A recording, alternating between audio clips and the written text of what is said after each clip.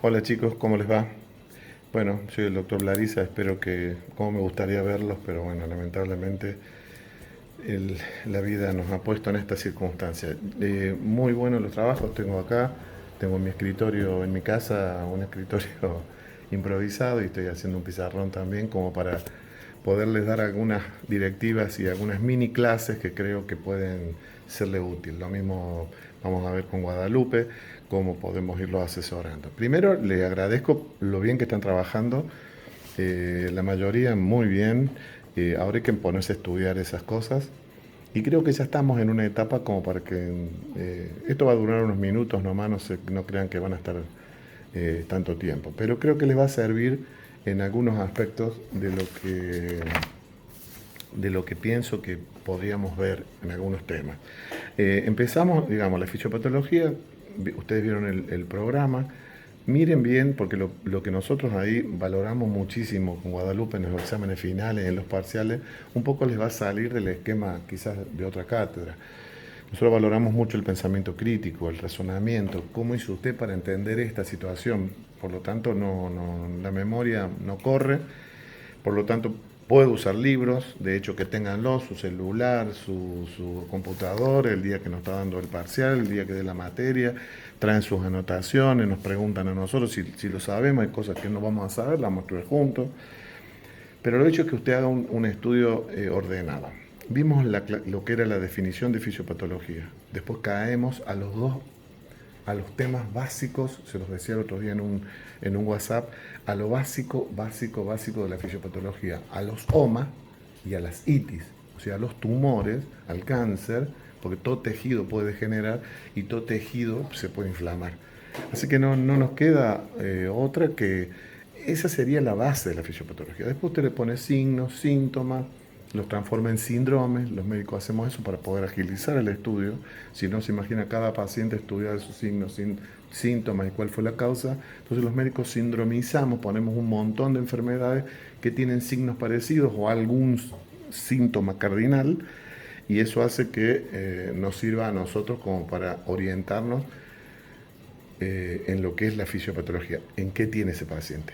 Hay algo importante que ustedes tienen que saber. Yo hoy les voy a traer, les voy a hacer una idea, un ejemplito de cómo trabajar con un síndrome, que me parece a mí, lo suelo dar a modo de que usen una forma de técnica para después mirar los otros. El, ahora viene cardiovascular prontamente y lo básico de esto implica que ustedes tienen que tener una correlación anátomo, fisiológica y fisiopatológica. No pueden hablar de algo que se enfermó si no saben cómo era anatómica, histológicamente, fisiológicamente y después la parte patológica. Yo no puedo hablar de algo que se enfermó si no sé cómo funcionaba normalmente. Así que los que deban fisio, aprovechen y estudien, y los que tengan que ir cada tanto a chusmear el libro de fisiología, anatomía, histología, e ir aprendiendo las cosas de una forma sedimentada, no tirando por tirar. Eh, Cuando vimos los síndromes, vi los que han mandado ustedes, están muy bien, hay chicos que han hecho algunos síndromes importantes. Ahora, pero bueno, no refleja lo que ustedes mandan si lo están entendiendo. Está muy bien, eso hay que estudiarlo y ahora explicarlo. La otra cosa es que el próximo síndrome que vamos a estudiar es el de la insuficiencia cardíaca. Siguiendo los pasos que les digo, que deberíamos saber, que es el corazón, cómo es anatómicamente el corazón, qué es el gasto cardíaco, la frecuencia cardíaca y el volumen de eyección, quién regula la frecuencia cardíaca, el sinusal, qué relación tiene el sistema autónomo y Frank Starling, y por el otro lado del volumen, la precarga y poscarga. Así que voy a tener que tener eso. Esto es un mini cosito como para poder empezar a entender lo que es la fisiopatología cardiovascular, los mecanismos como regula la presión arterial y finalmente cuando este corazón funcione mal, verán todas las cosas que empiezan a pasar, que cómo intenta compensar y ahí entonces se van a dar cuenta cómo uno puede entender qué cosas hace el organismo para tratar de compensar una situación que este motor no está funcionando bien, ya no puede con su gasto cardíaco. En este caso, el próximo que nos queda. Así que, ¿qué debería estudiar? El corazón. Necesito saber cómo se regula, cómo es ese músculo cardíaco, cómo se contrae ese músculo cardíaco, ese músculo estriado, que es igual que el esquelético, pero tiene diferencias básicas. Uno lo maneja el sistema autónomo, otro lo maneja el sistema nervioso central, cuáles son su relación con el calcio, de dónde obtiene el calcio uno, de dónde obtiene el otro, por qué este se maneja de un modo y por qué este se maneja de otro modo. Eso va a ser básico para entender ese síndrome. En el caso de hoy, lo que les voy a comentar un poquito es el síndrome ictérico. Usando nuestra técnica, entonces yo diría, ¿qué tendría que ver cuando hablo de síndrome ictérico? La ictericia, ustedes saben que es la acumulación de bilirrubina, y lo primero que tengo que preguntar, ¿qué es la bilirrubina? ¿Qué carajo es la bilirrubina? La bilirrubina es una sustancia que el organismo no sirve absolutamente para nada, no tiene ninguna función, excepto ser el metabolismo, un desecho metabólico del hierro. Quiere decir que el organismo, cuando usa el hierro para formar glóbulos rojos, necesita al exceso eliminarlo. ¿Y cómo lo va a eliminar? Por los sistemas básicos que nosotros tenemos de eliminación, ya sea por la materia fecal o por la orina, no nos queda otra. Es tan importante este mecanismo que va a ser tan fino e involucra tantos órganos, que de ahí la riqueza que tiene el síndrome ictérico para poder, digamos, practicar la fisiopatología. Y lo van a ver ahora, lo verán en medicina 1, en medicina 2, en medicina 3, el día de mañana, si son pediatras, va a convivir con ustedes este síndrome. Lo primero que deberíamos hacer es decir qué es la bilirrubina. Yo no voy a hablar todo el tiempo de la bilirrubina en la fisiología, pero les voy a dar algunos datos. Yo necesito entender de que hay una etapa de la metabolización cuando muere este glóbulo rojo. ¿Qué tendría que ir a ver? ¿Por qué se va a morir el vaso? En el vaso la hemocateresis es la función normal de destrucción de los glóbulos rojos. Hemólisis es la destrucción patológica de los glóbulos rojos.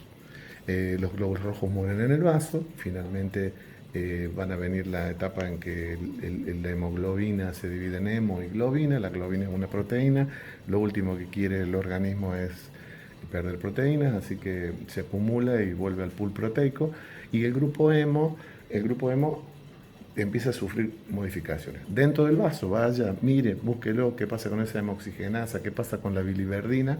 Lo cierto es que eso va al plasma unido a una albúmina. Y este compuesto con una albúmina lo llamamos bilirrubina no conjugada, bilirrubina indirecta. Al tener una albúmina, ¿esto es para únicamente la bilirrubina? No, la mayoría de los antiinflamatorios, muchos antibióticos circulan unidos a proteína plasmática o a bilirrubina o a albúmina, así que quiere decir que este es un mecanismo que va a ser común a muchas otras etapas y mecanismos. En este caso, la bilirrubina indirecta va a circular en la sangre. Esa bilirrubina indirecta, unida a una albúmina, al riñón, va a drenar, va a poder filtrar por el riñón. No, imposible. ¿Se imagina aplicar Starling, las fuerzas de Starling en una cápsula de Bowman y perder proteína, lo que le pasaría al organismo? Bueno, Guadalupe ya le va a decir qué pasa cuando veamos renal y se pierden proteínas, síndromes nefróticos, nefríticos. En este caso, el único órgano que puede ir y que pueda mantener la albúmina y sacar la bilirrubina para llevarla al hepatocito y metabolizarla es un sinusoide. ¿Dónde están los sinusoides? En el hígado. Entonces, el sinusoide hepático llega al hígado, la bilirrubina indirecta se desprende de la albúmina queda en el plasma y la bilirrubina indirecta entra al hepatocito. Ahí lo toman proteínas chiquititas de bajo peso molecular, que son las ligandinas y ICET, y lo llevan al núcleo. En este caso utiliza la glucuronización, pero el hígado tiene fase 1, fase 2, puede usar el citocromo P450, aminaciones, puede usar otras cosas para metabolizar. En el caso de la bilirrubina, utiliza la glucuronización. ¿Qué hace? Le pone 2 moléculas, o 1, pero básicamente 2, y forma el diglucurónido de bilirrubina, o bilirrubina conjugada, la conjugó. ¿Quién lo hizo a eso? Una UDPGT, uridin difosfato glucuronil transferasa. Esa es la enzima que pudo catalizar esto. A ver, repasamos La bilirrubina venía prehepática, llegó al hígado, unido a una albúmina, llegó al hígado, se desprendió de la albúmina, la captó el hepatocito la está llevando al núcleo, en el núcleo la UDPG la transforma ahora en bilirrubina directa, y la bilirrubina directa se va a eliminar por el intestino. Ahí se va a ver conjugado, va a llegar al intestino, se va a deconjugar y se llama urobilinógeno. Si continúa por el intestino se llama estercobilinógeno, la oxidan las bacterias estercobilina y eliminamos por materia fecal, le dimos el color a la materia fecal. El otro punto sería absorberlo al urobilinógeno, que lo absorba al sistema de circulación enterohepática. Ahí tengo que ir a anatomía, a ver cómo era la circulación. Bueno, vaya al libro de anatomía, vaya a fisio. Yo ahora no voy a explicar lo que era la circulación enterohepática, pero sí desde el intestino voy a portal, llego nuevamente al hígado, del hígado va a la circulación por vía cava, y por vena cava ya es un compuesto hidrosoluble, así que ahora sí puedo orinarlo. Y ahí se va a orinar el urobilinógeno, con el aire ambiente se transformó en urobilina. Lo repasamos, mira. Ahí es lo que les digo, ¿eh? Esta es la parte prehepática, lo que sería el vaso. La función se llama hemocateresis, llega al hígado, no pudo drenar ni poderse, esto va, la bilirrubina indirecta o no conjugada, va unido a una albúmina, a una proteína de alto peso molecular. Ahí en el hígado se glucuronizó con 2 moléculas, diglucurónido o mono, en este caso la glucuronización. Pero cuando veamos hígado van a ver que hay muchas fases de detoxificar. En este caso la bilirrubina conjugada continúa al intestino, esta bilirrubina ya conjugada se llama estercobilinógeno, como urobilinógeno se absorbe y se puede eliminar al intestino como estercobilinógeno y estercobilina. Acá, a esta altura, la llamamos bilirrubina o urobilinógeno, se puede absorber y volver a la circulación general una vez que el urobilinógeno se absorbió y entró por vía portal al sistema. Resumen de la fisiología. La bilirrubina, una sustancia tóxica que proviene de la ruptura del glóbulo rojo. Primero fue un compuesto liposoluble, el organismo transformó esto en un compuesto hidrosoluble y lo eliminó por la materia fecal y por la orina. Esto va a pasar con un montón de sustancias, un montón de medicamentos. Cuando estén viendo en fármacos, muchos van a seguir, no esta vía sola, la aminación, el citocromo P450, ya verá el organismo qué mecanismo utiliza. Pero eso es lo básico para entender esto. Entonces, ¿cómo sería la ictericia? ¿Cómo estudiaríamos este síndrome? Bueno, este síndrome se estudia diciendo ¿qué le pasa a la persona cuando se le acumula la bilirrubina? Al principio nada, no, depende de la concentración normal de la bilirrubina, es de 1 miligramo por decilitro. Hablamos de hiperbilirrubinemia hasta 2,5, 3, y ahí ya se empieza a ser evidente, ya en las conjuntivas, ya en la piel, ya empezamos a verlo al enfermo y ahí realmente aparece la ictericia. Cuando nos vemos el síndrome, ¿qué era síndrome? Síndrome era un conjunto de signos y síntomas, en este caso la ictericia, que es común a muchas patologías, pero de una causa totalmente distinta, no tiene nada que ver una con la otra. Cuando uno habla, podría dividir a las ictericias, entonces si estoy estudiando este síndrome, digo, las divido en las ictericias. Esto es lo más común.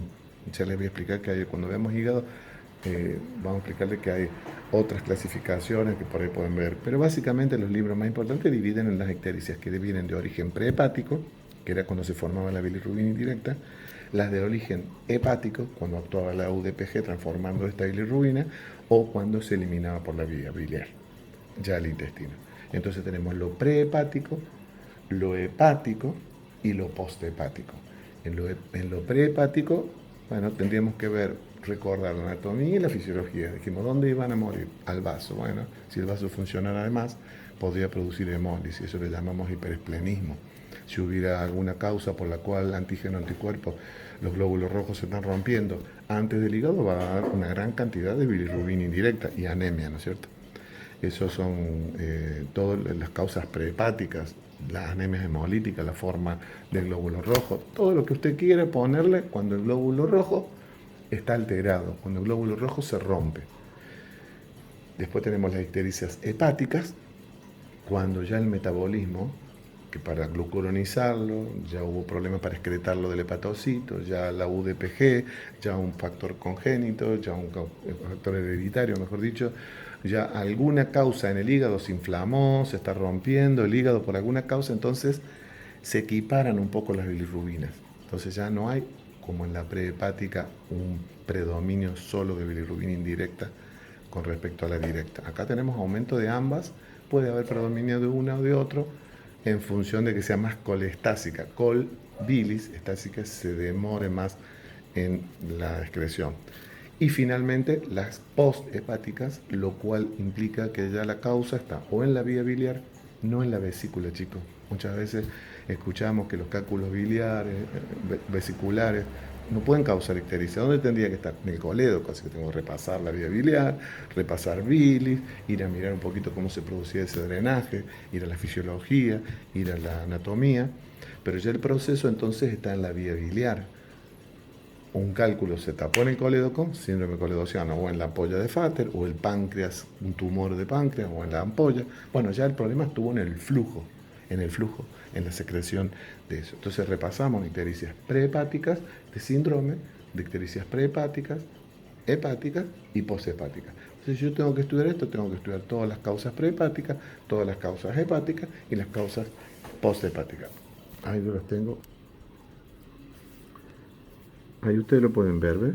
Dice, por ejemplo, en las ictericias prehepáticas, las causas hemolíticas, congénitas, adquiridas, trastornos familiares en el metabolismo de la bilirrubina, los defectos de la captación, como es el síndrome de Gilbert, los efectos en la excreción, como es el Lubin-Johnson, el rotor, las ictericias neonatales, bueno, y las hemolíticas, básicamente. Entonces, ¿qué vamos a tener? Aumento de bilirrubina indirecta y vamos a tener anemias, porque está siendo el productor ahí. Miren lo que pasa cuando llegaba al hígado, ¿se acuerdan? Como tengo que acordarme qué pasaba en ese metabolismo. Bueno, las hepáticas tenemos las ictericias hepatocelulares agudas, como por ejemplo la hepatitis viral. Estas son las causas más comunes, las hepatitis virales A, B, C, D, E y E. Las 5 hepatitis esas que van siempre asociadas, pero van a ver la distinta etiología después de cada una de ellas, pero estas cursan con mucha ictericia. Suelen ser, digamos, la enfermedad ejemplo de esta zona. Las drogas también, todo lo que produce las hepatitis de tipo farmacológica y las crónicas como la cirrosis. En el caso de las colestásicas, o sea, lo que sería posthepáticos, tenemos las causas extrahepáticas, que acá pone quirúrgicas, porque como les dije, cálculo en la vesícula que migra al coledo, que lo tapona, causas en algunos casos las pancreatitis, los tumores de la ampolla de Vater, que producen una ictericia muy característica, que es una ictericia que se despinta al paciente en el momento en que hay una hemorragia digestiva. Esos son los ampulomas, o el cáncer de la vía biliar, o el cáncer de vesícula que invade, o cualquier tumor cercano que invada las vías biliares. Bueno, hacemos repasín mínimo, ya estamos en 18 minutos, había calculado 20, así que vengo joya. Cuando voy a analizar un síndrome, voy a estudiar qué estoy viendo, qué necesito, qué correlación anátomo, fisiológica y fisiopatológica. En el caso de estudiar el síndrome ictérico, tuve que ir a la anatomía de algunos órganos y a la química de algunos órganos de nuestro organismo. Tuve que estudiar el vaso, tuve que estudiar la circulación de la sangre, el hígado. Finalmente tuve que ir a ver cómo es un sinusoide, la histología, me voy, miro un poco, pero lo cierto es que esa parte anatómica la tengo. La fisiología, bueno, desde la hemocateresis, de la muerte del glóbulo rojo, qué pasa con ese grupo hemo, cómo viajó por el plasma, cómo llegó al hígado, cómo pudo convertirse en un compuesto hidrosoluble y por la materia fecal y por el riñón eliminarlo. La presencia de estos compuestos que estén elevados en la orina lo llamamos coluria. Col, bilis, presencia de colesterol. En realidad se puede usar como los dos, la acepción de esa palabra, pero básicamente sería colesterol, col, bilis en la orina. Lo llamamos coluria. La orina se se pone prácticamente como la Coca-Cola. Ese es el color que toma y que nosotros los médicos vemos. Entonces vieron cómo estudiamos un síndrome, tengo que ir a la anatomía, tengo que ir a la fisiología y después sí, cuando usted tenga que ver en hígado y hable de las ictericias, va a decir ictericias prehepáticas, hepática y posthepática. Y dependerá de qué le toca o cuál quiere hablar, van a ser las causas distintas, porque al ser un síndrome, las causas serán muchas enfermedades que podían producir este color amarillento en la piel, que recién se va a objetivar en los 2,5, 3 miligramos por decilitro. Bueno, quedo a su criterio, mírenlo un poquito. Acá están miren qué lindas que son las agendas que se han ganado Florencia y María Paula. Después, ya seguramente el de Vago me va a mandar otras, vamos a mandar y vamos a rifarlas y a hacer sorteos de algún modo.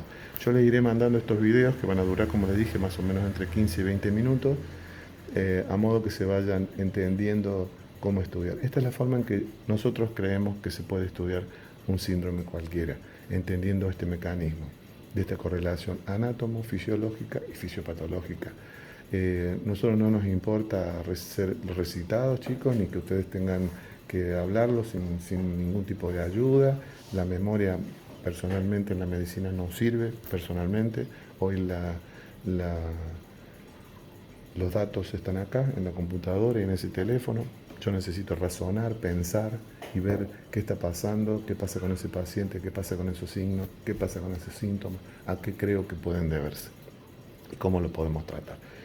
Bueno, chicos, quedo a sus preguntas si las necesitan y el próximo iremos viendo con Guadalupe. Creería que vamos a ver un poco de hipertensión arterial o insuficiencia cardíaca y vamos a empezar a hablar de los mecanismos compensadores de la insuficiencia cardíaca. Chau.